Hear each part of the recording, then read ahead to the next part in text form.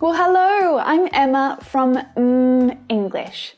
I'm super excited to share this video with you today. I want to challenge your thinking about fluency. What does it mean to be fluent in English? And are you actually more fluent than you think?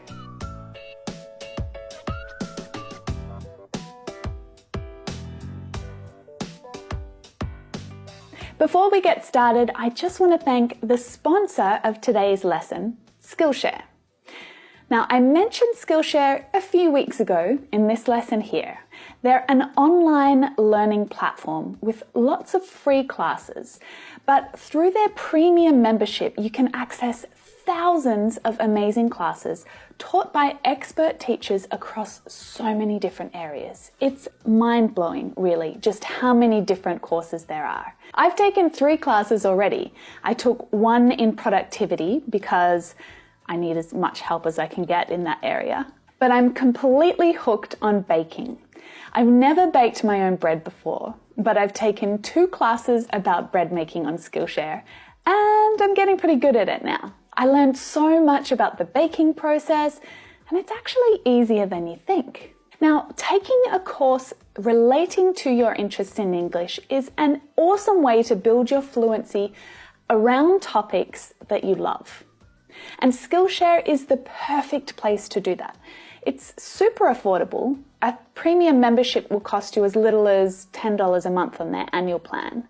But Skillshare have given us a special deal today. The first 500 English viewers who sign up with a credit card using the link in the description will get 2 whole months of premium access to all their courses. It's unlimited. You can take as many classes as you want.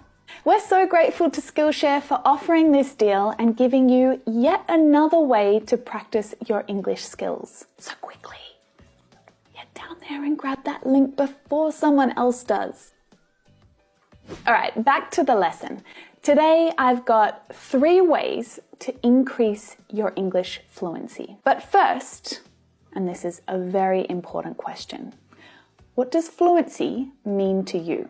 Now, it's tricky because if I asked 5 of you, I'm sure I'd hear 5 completely different answers. What does it mean to be fluent in English? What do you think? I want you to write me a comment below. Tell me your opinion about this question.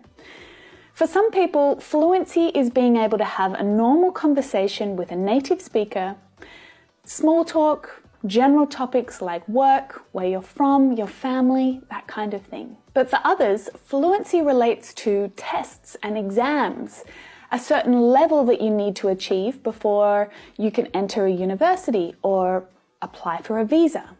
And that's okay too. But it's really important that you answer this question. When you say, I want to be fluent in English, what do you actually want to be able to do? Really think about your answer. I'm pushing you to do this. I want you to join in on this discussion. Be part of the conversation today here, my friend. Don't just watch. I want you to participate.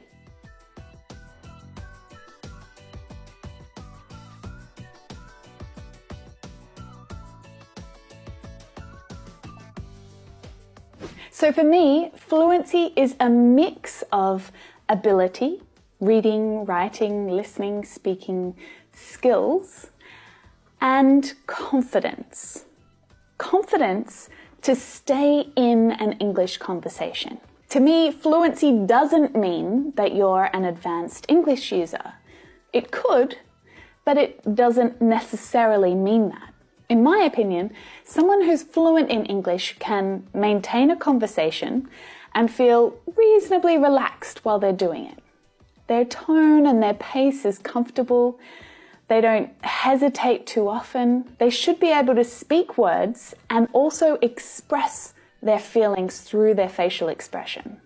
And importantly, they should be able to talk themselves around their mistakes, correct themselves if they need to.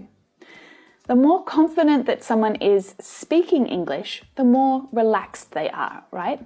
They're comfortable in the language, even if it's not 100% perfect. So, With my definition of fluency, someone who is an intermediate level student could be fluent in English, because fluency is about having the skills that you need to communicate comfortably and effectively, but not perfectly. So I wonder if our ideas of fluency are slightly different. You might completely disagree with me, and that's okay. As long as you know what English fluency means to you. Okay, we've all agreed that your own definition of fluency is completely acceptable here. And now that you know that definition, it's time for us to talk about some ways that you can increase your fluency. Firstly, I want you to worry less about accuracy. Now, for some of you, this might not be such a new idea. Maybe you don't worry too much about your mistakes, and that's perfect. But stay with me because I've got some other strategies coming up later in the lesson. But for most of you, this idea might seem a little crazy, especially if you've studied English at school or at a university. Everything that we are taught there is about getting it right. And if it's not right, it's wrong. You have to prove your ability by passing an exam. Well, life is nothing like an exam. So I want you to forget all of that when you're thinking about fluency. As your teacher, helping you to become more confident as an English speaker, you need to change the way that you think about accuracy when you're speaking in English. Now, I'm not talking about writing in English here, I'm talking about speaking. You know that there are many different ways to say the same thing, right? And if you make a mistake when you're speaking, you just need to learn how to loop yourself around in that conversation and fix it. You don't need to feel worried or ashamed. It happens to me, to native speakers all the time too.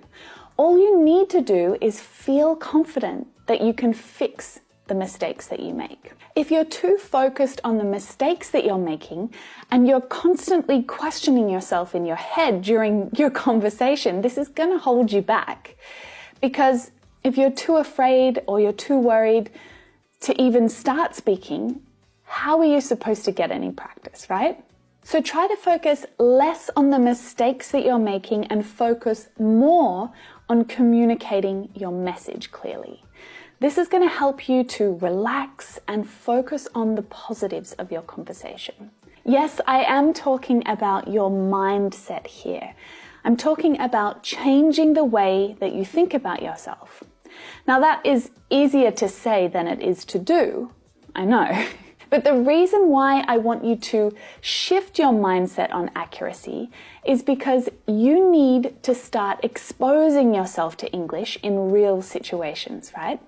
So that you can get comfortable being flexible with the language. It's what native speakers do all the time, right? We make up words to express our ideas. We bend and we twist the tenses a little. If we make a mistake, but it doesn't really affect the meaning of our sentence, well, we might not bother to fix it. Who cares when you're speaking to, friends and family in particular? So don't get too caught up on accuracy. Now, the next thing I want you to think about is focus on the English that you need to use. Now, there's two different ways to think about this.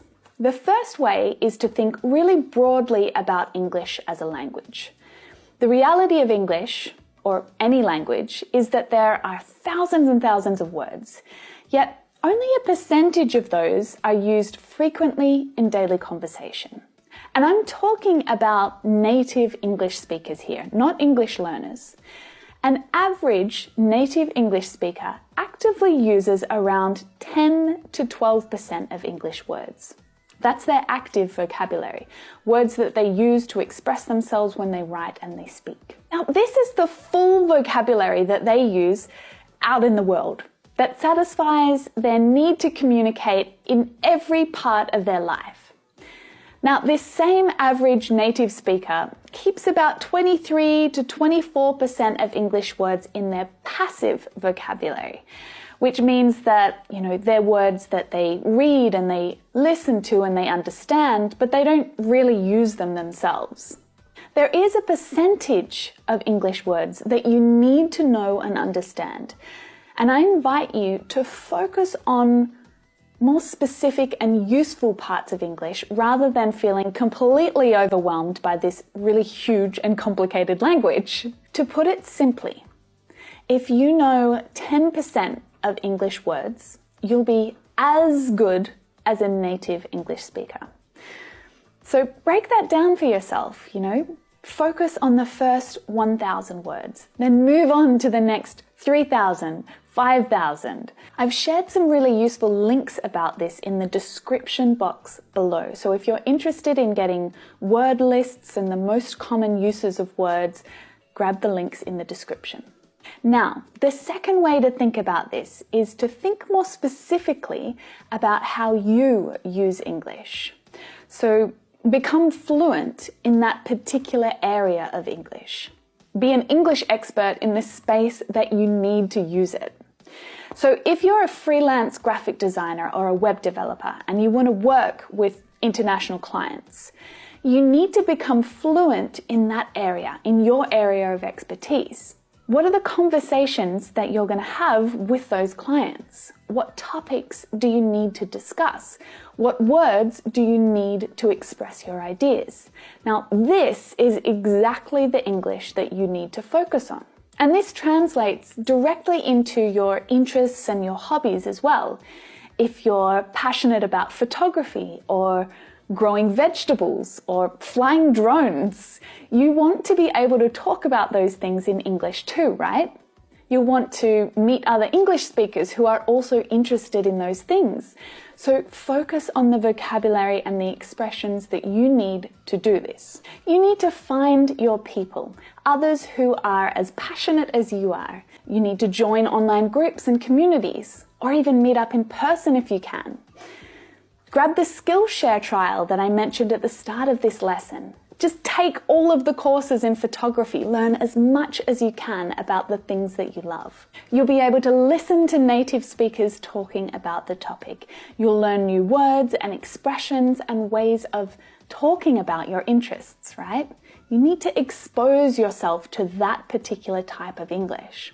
Now, the fastest way to increase your fluency is undoubtedly to live in an English-speaking country where you're surrounded by it, where you can immerse yourself. But if you haven't got that opportunity to do that, well, the next best thing is to surround yourself with English through courses, through programs, through communities.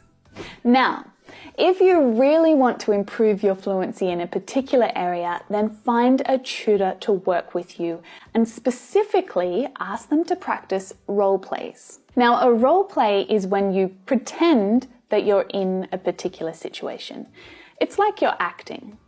You pretend that you're doing something. You're speaking the English that you would need to use in that situation. Now, my fiancé Shah did this brilliantly when we were studying in Spain. All he really wanted to be able to do in Spanish was speak to the butchers at the markets about the jamón. The regions, the pigs, what they were fed, what problems the farmers faced, that kind of thing. He needed to know how to talk about very specific topics. So he asked his tutor to role play with him. She had to pretend that she was the butcher and have conversations with him about pigs. And they practiced again and again and again. His tutor was wonderful, but I'm sure she thought he was crazy. But after 6 weeks of practicing, Shah went from being basically a beginner to being fluent in butcher Spanish, which is completely hilarious. But seriously, thinking about how this strategy could supercharge your English in a particular area could be a really useful tool for you. I mean, you can apply this to any area. If you work at a hotel and you need to be able to speak to customers who are staying at the hotel in English, you really need to be fluent in a few very specific things. You need to be fluent in giving good directions. You need to be fluent in offering assistance. You need to be fluent in helping them to pay their bill, that kind of thing. You don't need to know a whole lot of vocabulary about economics and finance and farming. It's absolutely possible to be fluent in the English that you need. and reasonably quickly too, if you can focus on the English that you need to be fluent in. And that is what you should be working towards, right? So I guess what I'm trying to say is that shifting the way that you think about fluency can make it seem more achievable, right? Now I want you to tell me in the comments, what do you want to be English fluent in? What specific areas? I might be able to make some extra vocabulary lessons to help, particularly if lots of people are asking around those topics. I really hope that this lesson was helpful for you. I hope that you kept your mind open and you stayed curious through the lesson, allowing yourself to think of some of these different ideas, even if they sound a little different. And I really encourage you to keep these different ideas in mind. If you want to increase your fluency in English or in any language, then you need to think specifically about what you need and take action. Start doing it. I mean, you could start with some of my lessons, right? If you want to be fluent talking about relationships in English, watch this lesson. If you want to be able to talk about money, go there. What you do next is up to you, right? But I hope to see you in one of those lessons.